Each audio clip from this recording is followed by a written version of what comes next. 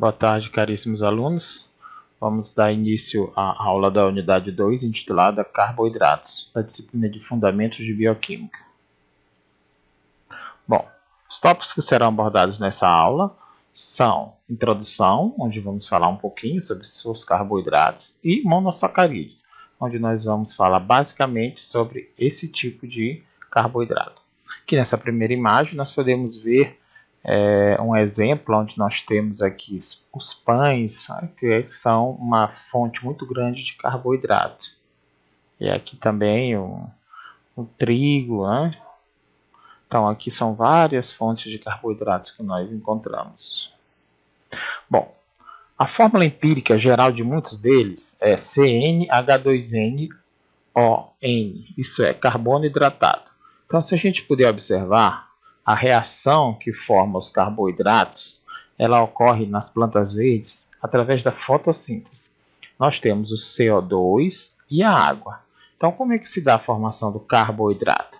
Basicamente, esse oxigênio, o O2, vai ser eliminado e esse carbono vai se juntar aqui com a água, formando o CH2O, carbono hidratado, carboidrato. Então, dependendo da quantidade de carbonos que se pegue da quantidade de água, você vai ter N, 3, 4, 5, 10, 20 carbonos, e aí você vai formando os mais variados tipos de carboidrato. Mas o nome dele vem exatamente disso. Ela pega um carbono do CO2 e mais a molécula de água para produzir o carboidrato. Então, a planta ela pega o que tem à sua disposição, que é o CO2 e a água, para poder formar essas moléculas, para se manter. Além também dos sais minerais que ela pega do solo. Porém, o carboidrato em si é formado apenas com a utilização do CO2 e da água. Bom, monossacarídeos. Todos os carboidratos são polihidroxialdeídos ou polihidroxicetonas ou moléculas que hidrolisadas dão esses compostos. Então aqui nós podemos ver um polihidroxi, nós temos aqui 3, 4 hidroxilas, aldeído, tá? Que é a ribose. Também poderíamos ter um polihidroxicetona. A diferença é que aonde esta posição dessa hidroxila seria uma cetona, e a hidroxila estaria aqui e nessas outras posições aqui, tá? Os monossacarídeos são os carboidratos mais simples e incluem açúcares de 4, 5 e 6 átomos de carbono. Aqui nós estamos vendo os açúcares com 5, são a ribose e a deoxirribose. Essa ribose e a deoxirribose fazem parte a ribose do RNA e a deoxirribose do DNA. Muitos monossacarídeos que ocorrem na natureza são da série D. A configuração L é muito rara entre os açúcares naturais. O que seria a série D?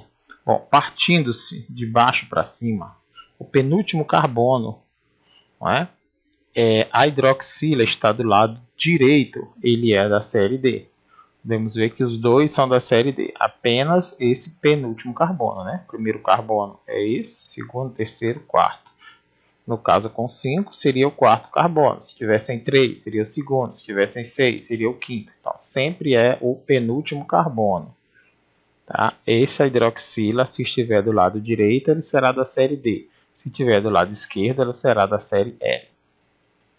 Então aqui nós temos o gliceraldeído, que é o menor, apenas com 3. E nós podemos observar novamente o penúltimo carbono, ele é do lado direito. Então é uma D-gliceraldeído. A eritrose, nós temos 4 carbonos, novamente o penúltimo do lado direito. A eritrose, nós temos duas moléculas. A eritrose, em que os dois hidroxilos estão do mesmo lado, e a treose, de lados opostos. Então, esses carboidratos derivados de aldeído com 4 carbonos, eles só existem nessas duas formas. Aí a gente parte para a glicose, que são 6. Novamente, o penúltimo carbono está do lado direito, é a D-glicose. E aí você vai ter várias combinações dessas hidroxilas. Elas todas podem estar do mesmo lado, ou no caso da glicose, a hidroxila do carbono 3 está do lado esquerdo, todas as outras do lado direito. Mas nós temos outras combinações que vão dar outros compostos. A D-frutose ela é também com 6, só que ela não é uma aldohexose, ela é uma ceto, é uma cetona aqui. Então, novamente, nós temos o penúltimo carbono do lado direito, então ela é a D-frutose. Quando a gente junta a frutose com a glicose, a gente tem a sacarose, que é o açúcar comum. Aqui, a glicose, né, D e L, olha só. Ela, né, a hidroxila, penúltima, do lado direito, D-glicose. A hidroxila, penúltima, se tiver do lado esquerdo, L-glicose. Tá? Bom, vamos lá. De todos os açúcares, o mais importante da natureza é a glicose. Essa é a hexose termodinamicamente mais estável, que explica sua abundância. O anel de 5 vértices é chamado de anel furanosídeo e o anel de 6 é chamado de anel piranosídeo. Então, por que esse carbono penúltimo ele é tão importante? Por que ele que define quando é D e quando é L? Porque é ele que vai fazer a ciclização. Ele é que vai atacar o aldeído, a gente pode ver aqui, ó, ciclizando, formando essa molécula. Como o aldeído é uma molécula planar, ele tanto pode atacar pela direita, quanto ele pode atacar pela esquerda.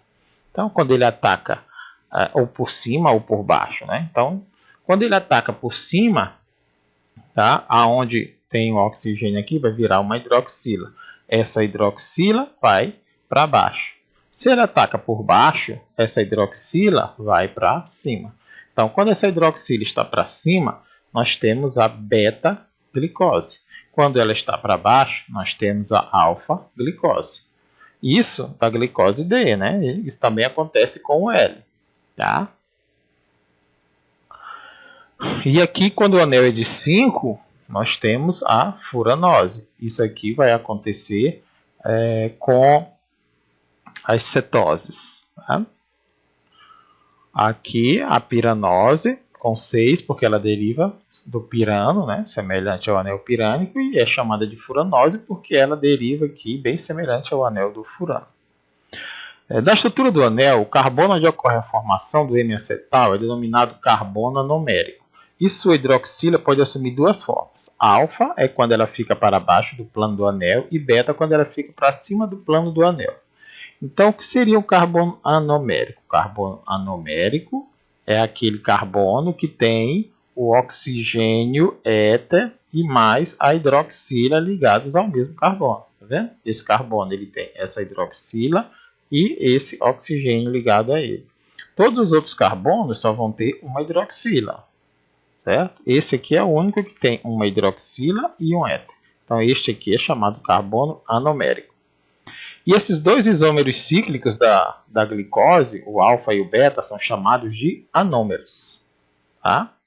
Então, o que é um M-cetal? É exatamente um carbono, uma molécula que tem tanto um éter quanto uma hidroxila. Tá? Então, a gente tem um éter e uma hidroxila. Então, isso aqui é chamado de M-cetal. Carbono 1 da glicose ou 2 da frutose é chamado de carbono anomérico. Então, a forma beta, ó, a hidroxila para cima, ela abre e pode se fechar, se transformar na forma alfa. A interconversão entre essas formas é dinâmica e denomina-se mutarrotação. Açúcares que resultam em teste positivo com as soluções de Tollens ou Benedict são conhecidos como açúcar redutores, e todos os carboidratos que contêm um grupo M-acetal resultam em teste positivo. Então, o M-acetal é quando eu tenho a hidroxila e o éter, tá? Então, esse daqui, ele dá teste positivo, então ele é considerado um açúcar redutor. Esse aqui também dá um teste positivo, é considerado também um açúcar redutor. Tá? Se por acaso aqui eu não tiver essa hidroxila, aí que ele tiver ligado a algum outro açúcar, esse açúcar não vai ser chamado de açúcar redutor, somente se ele tiver essa hidroxila aqui. Tá? Então, olha aqui, ó, o açúcar redutor, tá vendo? Ó, carbono ligado ao oxigênio e a hidroxila. Agora, se no lugar ó, dessa hidroxila aqui tiver um outro grupo, um outro açúcar ou um outro composto, aí ele não é mais redutor. Para ele ser redutor, ele tem que ter essa hidroxila. Monossacarídeos epímeros são monossacarídeos que diferem entre si na posição de apenas uma hidroxila. Glicose e galactose são epímeros em C4 e glicose e manose são epímeros em C2. Então, glicose e manose, ó. Então, o carbono 2, tá? Eles têm a hidroxila de lados opostos. As outras são iguais, tá vendo? Do 5, do 4, do 3. Quando chega no 2, ela inverte. Então, manose e glicose são epímeros. Mesma coisa entre glicose e galactose, ó. A do 5 é igual, a do 4 é invertida. A do 3 é igual, a do 2 é igual. Então, esses são chamados de epímeros. Monossacarídeos epímeros são monossacarídeos que diferem entre si na posição de apenas uma hidroxila. Tá? Bom, já experimentou acreditar em você? Tente, você não faz ideia do que é capaz. Bom, aqui são nossas referências. Tá? E bons estudos a todos e até a próxima aula.